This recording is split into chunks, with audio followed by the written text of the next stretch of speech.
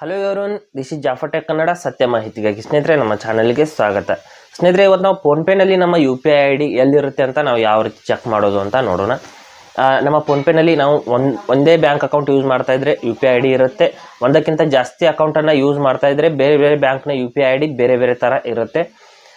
ಮತ್ತು ನಾವು PhonePe, Google pay ಹೀಗೆ ಬೇರೆ ಬೇರೆ UPI ಆ್ಯಪ್ಗಳನ್ನ ಯೂಸ್ ಮಾಡ್ತಾ ಇದ್ರೆ ಎಲ್ಲ ಆ್ಯಪ್ಗಳಲ್ಲೂ ಕೂಡ UPI ID ಬೇರೆ ಬೇರೆ ಇರುತ್ತೆ. ಯಾವ ರೀತಿ ಇರುತ್ತೆ ಅಂತ ನಾನು ಸಂಪೂರ್ಣವಾಗಿ ಹೇಳ್ತೀನಿ.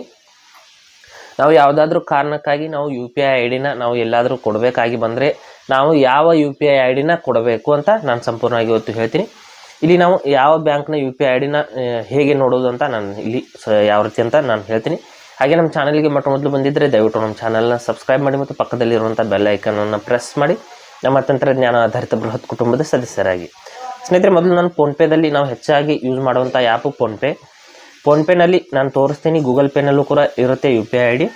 ಫೋನ್ಪೇನ ನಾನು ಲಾಗಿನ್ ಮಾಡ್ತೀನಿ. ಮಾಡಿಬಿಟ್ಟು ಇಲ್ಲಿ ನಮ್ಮ UPI ID ಚೆಕ್ ಮಾಡೋದು ಹೇಗೆ ಅಂತ ನೋಡೋಣ. ಮೇಲ್ಗಡೆ ಮೊದಲು ಫಸ್ಟಾಗಿ ನಮ್ಮ ಪ್ರೊಫೈಲ್ ಫೋಟೋ ಮೇಲೆ ಕ್ಲಿಕ್ ಮಾಡ್ಕೋಬೇಕು. ಮಾಡಿದ ತಕ್ಷಣದಲ್ಲಿ ಇಲ್ಲಿ ಕೆಳಗಡೆ ಒಂದು ರಿಸೀವ್ ಮನಿ ಅಂತ ಒಂದು ಆಪ್ಷನ್ ಇರುತ್ತೆ. ಇದೇ ಒಂದು UPI ID ನಾವು ಎಲ್ಲಿ ಬೇಕಲ್ಲಿ ಕೊಟ್ಟರು ಬರುತ್ತೆ. ಇಲ್ಲಿ ನೋಡ್ಬೋದು, ಈ ಒಂದು ಮೇಲ್ಗಡೆ ಕಾಣುವಂಥ UPI ID ನಾವು ಎಲ್ಲಿ ಬೇಕಲ್ಲಿ ಕೊಡಬಹುದು. ಅಥವಾ ನಾವು ಬೇರೆ ಬೇರೆ ಬ್ಯಾಂಕ್ನ UPI ID ನೋಡಬೇಕು ಅಂದರೆ ಇದ್ರ ಮೇಲೇ ಕ್ಲಿಕ್ ಮಾಡ್ಕೊಳ್ಳಿ. ಮಾಡಿದ ತಕ್ಷಣದಲ್ಲಿ ಇಲ್ಲಿ ನೋಡ್ಬೋದು, ಇಲ್ಲಿ SBI account, state bank of India account. ಈ ಅಕೌಂಟ್ಗೆ ಸಂಬಂಧಪಟ್ಟಂಥ UPI IDಗಳು ಇಲ್ಲಿ ಇದರ ಕೆಳಗಡೆನೇ ಇರುತ್ತೆ. ಇಲ್ಲಿ ನೋಡ್ಬೋದು, ಈ ಒಂದು 4 UPI ID ಇರುತ್ತೆ. ಈ 4ರಲ್ಲಿ ಯಾವುದೇ UPI ID ನೀವು ಕೊಡಬಹುದು. ಈ 4 UPI ID ಆ್ಯಕ್ಟಿವ್ ಇರುತ್ತೆ. ನೀವು ಈ 4ರಲ್ಲಿ ಯಾವುದೇ ಕೊಡ್ಬೋದು. ಈ ಕಡೆ ಸ್ಕ್ರೋಲ್ ಮಾಡಿಬಿಟ್ಟು ನೋಡ್ಬೋದು, ನಾವು ಬೇರೆ ಬ್ಯಾಂಕ್ ಅಕೌಂಟ್ನ ಯೂಸ್ ಮಾಡ್ತಾ ಇದ್ರೆ ಯೂನಿಯನ್ ಬ್ಯಾಂಕ್ ಅಕೌಂಟ್ಗೆ ಸಂಬಂಧಪಟ್ಟಂಥ UPI IDಗಳು ಇಲ್ಲಿ ನೋಡಿ 3 ಇದೆ.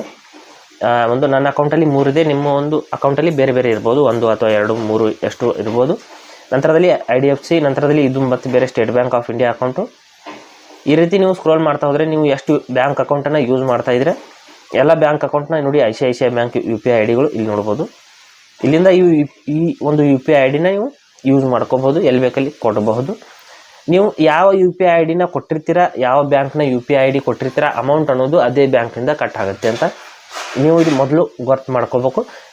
ನಿಮ್ಮ ಅಮೌಂಟ್ ಅನ್ನೋದು ಯಾವ ಬ್ಯಾಂಕಲ್ಲಿ ಇದೆ, ನೀವು ಯಾವ ಬ್ಯಾಂಕ್ನಿಂದ ಪೇಮೆಂಟ್ ಮಾಡಬೇಕು ಅಂತ ಇಷ್ಟಪಡ್ತೀರಾ ಅದೇ ಬ್ಯಾಂಕ್ನ UPI ID ನೀವು ಇಲ್ಲಿ ಕೊಡಬೇಕಾಗುತ್ತೆ. ಇಲ್ಲಿ ಒಂದು ಬ್ಯಾಂಕ್ನ UPI IDಗಳು ಒಂದಕ್ಕಿಂತ ಜಾಸ್ತಿ ಇದೆ. ಅದರಲ್ಲಿ ನೀವು ಯಾವುದೇ UPI ID ಯೂಸ್ ಮಾಡ್ಕೋಬೋದು.